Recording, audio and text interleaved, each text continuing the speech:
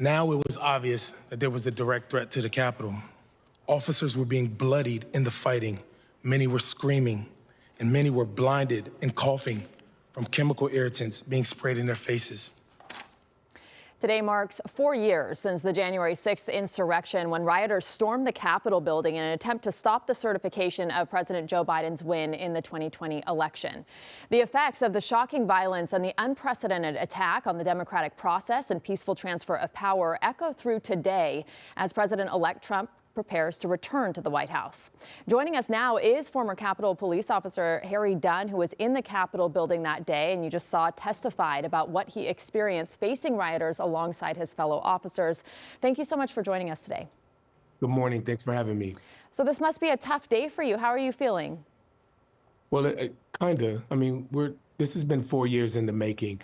The only one that makes this particular anniversary quote anniversary harder to deal with is Donald Trump is returning back to power. January 6th, 4 years ago, he incited the insurrection that halted the tradition of the peaceful transfer of power, and now he is returning to office. It's a gut punch, and it's a little disheartening.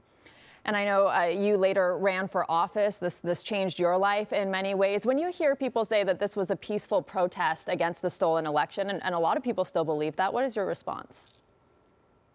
It's a load of crap, to be just frank with you. Sure, there were thousands and thousands of tens of thousands of people there, and sure, many of them did not commit acts of violence. But when you look at the videos like you're showing now, the videos of the officers being crushed between the doors, Michael Fanone being dragged out, beaten, tasered, how can you call that peaceful? There were hundreds of people there that committed acts of violence there. And anybody that looks at that, the videos of that, and says it was anything but that, they're living in a fantasy world.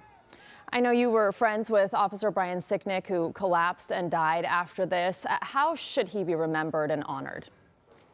For his effort, for his sacrifice that he made to this country. Not only was Brian Sicknick, people don't realize he was a Donald Trump supporter, but he did his job. He upheld his oath to his Constitution, to this country, serving in the service prior to being Capitol Police officers. And you're showing the videos of the other officers who died via suicide.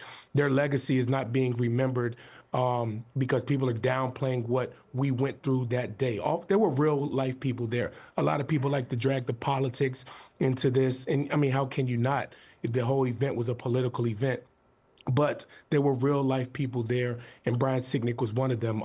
And one of the things that Congress could do is put up the plaque that they passed legislation to do, just a simple token of acknowledging what happened that day. The January 6th plaque has still not been placed up because of the Speaker of the House. Mm-hmm. And how do you feel about the case against Donald Trump being tossed for his role in this event, and the possibility of pardons for the people who are now in jail? So it's really unfortunate because from day one, the reason why I spoke up is for accountability and justice. And accountability, it serves two purposes. It brings some type of peace, some type of closure to those people who are aggrieved for whatever happened. And also, it provides a deterrence to keep people from doing it again.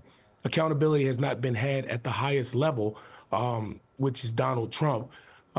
So what's to keep him from doing it again? And with regard to the pardons, that pardon is to say, hey, you know what? We forgive you. So if you look at the people that are in jail now, it's not hundreds and hundreds of people sitting in jail for trespassing or entering the Capitol illegally. The people that are in jail now are the ones who committed the violent assaults against police officers, the ones who beat police officers viciously and savagely. Those are the people that are sitting in jail.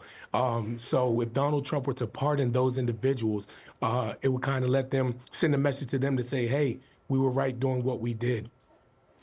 Well, thank you so much for joining us today. It's an important thing to discuss and to remember as we mark this day 4 years later. We appreciate your time. Thank you. Thanks for having me.